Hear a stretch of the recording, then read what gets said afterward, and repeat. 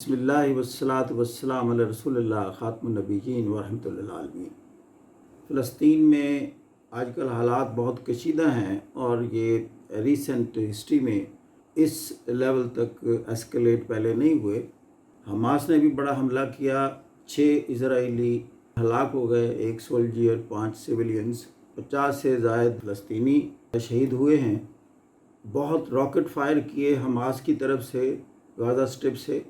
Hamas کے مطابق انہوں نے 130 راکٹ فائر کیے جو کہ تل ابیب پر گرے، کئی گاڑیوں میں آگ لگ گئی۔ کچھ ادر سورسز کہتے ہیں کہ 1000 کے قریب حماس نے راکٹ فائر کیے۔ تو اسرائیل کا کہنا تھا کہ ٹینک شکن میزائل جو ہیں وہ بھی حماس کی طرف سے فائر کیے گئے۔ اسرائیلی پرائم منسٹر بھی ایمبیرس ہوا، اور خاص طور پر سارا اسرائیل اتنا بڑا کم کبھی ایمبیرس ہوا ہے ماضی میں، کیونکہ ان میں خوف طاری ہو گیا کہ یہ جو راکٹ کی بارش ہو رہی ہے یہ کسی وقت کسی مکان پر بھی راکٹ گر سکتا ہے، اور اتنی وہ قوم پریشان ہوئی جس سے پھر انہوں کی ریٹیلیشن کا لیول بھی بڑھا۔ بفٹنگ مینر میں اس کو آنسر کریں گے۔ پھر انہوں نے صاف ظاہر ہے کہ حماس کے جو پولیس ہیڈ کوارٹر، اس کے علاوہ اور کوئی گورنمنٹ کی بلڈنگز اور ریزیڈینشل ایریاز پر ایریل اٹیکس کیے اور بہت نقصان پہنچایا۔ یہ نوبت کیوں آئی؟ تو مختصر طور پر وجہ تو بنی مسجد اقصیٰ میں جو اسرائیل نے سٹارم کیا، اٹیک کیا، اور نمازیوں پر، نہتے نمازیوں پر جو ہے فائرنگ کی۔ اس نے طیش دلایا، جس سے پھر فلسطینی جو غزہ اسٹرپ میں تھے، غزہ اسٹرپ کے بارے میں آپ کو معلوم ہونا چاہیے، وہ ایریا ہے جس میں مکمل طور پر جو بھی ایڈمنسٹریشن ہے وہ فلسطینیوں کو دی گئی ہے، اور اس میں سب سے بڑا طاقتور گروپ جو ہے وہ حماس ہے۔ اس میں صرف فلسطینی ہیں، اس میں کوئی اسرائیلی سیٹلمنٹ نہیں ہے، جبکہ ویسٹرن پارٹ اور ریور جارڈن جو ہے اس میں اسرائیلی سیٹلمنٹس ہیں، اور وہاں فلسطینی اتنے سٹرونگ نہیں ہیں۔ غزہ اسٹرپ جو ہے یہ اسرائیل کے لیے بڑی خطرناک ہے، وہ اس لیے کہ یہ غزہ اسٹرپ جو ہے یہ میڈیٹرینین سی کے اوپر ہے، تو ان کا ورڈ کے ساتھ تھوڑا ایکسیس بھی رہتا ہے۔ اگر یہ اس کو بلاک کیا ہوتا ہے اسرائیل نے، لیکن بہت بڑا سمندر کا ایریا اس کو لگتا ہے، ایک طرف سے مصر بھی لگتا ہے، یہ تو وجہ بنی فوری طور پر مسجد اقصیٰ پر جو اٹیک اسرائیل نے کیا۔ لیکن اصل چیز جاننی ہم نے یہ ہے کہ یہ اسرائیل کا اتنا سخت سٹینڈ کہ وہ مسجد اقصیٰ میں اس طریقے سے اٹیک کرے نمازیوں پر، یا سارے یروشلم کو اپنا کیپٹل ڈکلیئر کرنا، جبکہ 1967 سے پہلے ایسٹرن یروشلم جو ہے، یا ایسٹرن بیت المقدس جو ہے، جہاں مسجد اقصیٰ ہے، وہ جارڈن کے پاس تھا، وہ اسرائیل کے پاس نہیں تھا۔ اس نے اس کو آکوپائی کیا 67 میں۔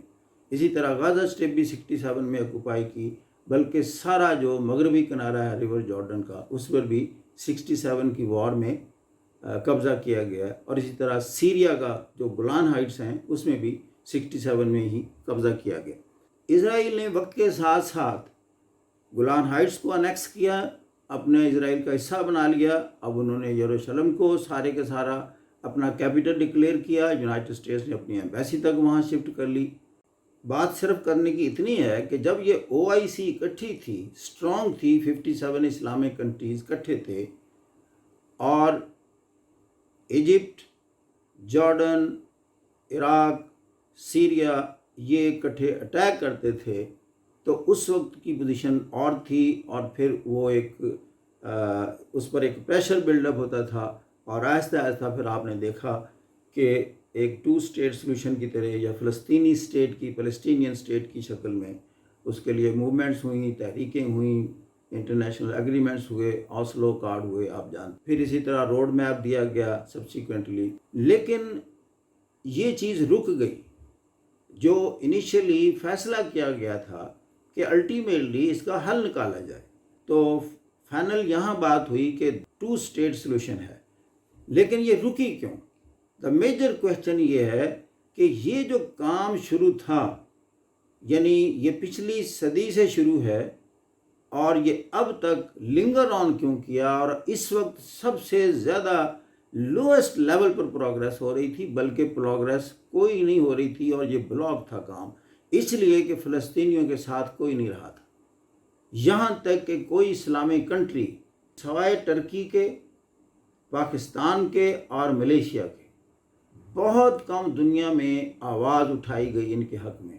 او آئی سی کبھی کبھی قرارداد پاس کر لیتی تھی، لیکن یہ لو ٹون اس وقت ہوئی جب خود عربوں نے اسرائیل کو تسلیم کرنا شروع کر دیا، اور جس میں لیٹسٹ جو تسلیم کیا گیا وہ یو اے ای نے اسرائیل کو تسلیم کیا۔ موراکو کے اس کے ساتھ اچھے تعلقات ہیں، سعودی عربیہ کا بھی وہ سٹانس نہیں ہے۔ ان ساری چیزوں نے اسرائیل کو جرأت دی کہ وہ بلا خوف و خطر یروشلم کو انیکس کیا، گولان ہائٹس کو انیکس کیا، اور اس نے ویسٹرن پارٹ ریور جارڈن میں سیٹلمنٹس بنائی، یہودی آباد کاریاں کیں یو این او کی قرارداد کے خلاف۔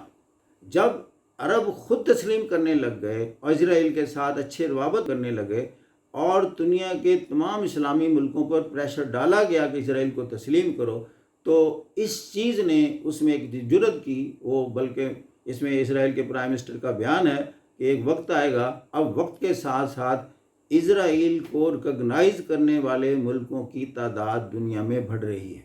المکثر عربوں کی اور مسلمانوں کی جو اس وقت ویک فوٹنگ ہے، اس نے اس کو انکریج کیا، خاص طور پر جب یو اے ای جیسے ممالک اور دوسرے کئی اسلامی ممالک نے اس سے روابط قائم کیے، ڈپلومیٹک ریلیشنز قائم کیے، جس میں ایجپٹ بھی شامل ہے اور بھی ممالک ہیں۔ تو ان چیزوں نے اس کو انکریج کیا کہ طاقت دنیا میں اصل میں وہ چیز ہے جو کہ اس وقت دنیا میں فیصلے کرتی ہے۔ اگرچہ لاجیکلی، ریشنلی اور ریٹورک لیول پر ہم کہتے ہیں ڈیموکریسی کو، جسٹس کو، فیئر پلے کو اور انٹرنیشنل لا کو دنیا میں پرویل کرنا چاہیے، یہ باتیں صرف تقریر کی حد تک ہیں، اس لیے کہ اسرائیل کے خلاف 2 بڑی قراردادیں سیکیورٹی کونسل کی موجود ہیں، جس میں یہ لکھا گیا ہے کہ اسرائیل 1967 کی جو جنگ سے پہلے اسرائیل ہے اس میں واپس جائے، اور اس نے جو علاقے قبضے کیے ہیں ان کو چھوڑے، وہ اللیگل ہیں، یہ انٹرنیشنل لا کے خلاف ہیں۔ اس نے اس پر عمل نہیں کیا۔ That resolution has yet to see the light of the day. دوسرا، اپنی سیٹلمنٹس اس کی ساری غیر قانونی ہیں، وہ وہاں سے واپس آئے۔ اب یہ حماس اپنے طور پر فلسطینی لڑ رہے ہیں۔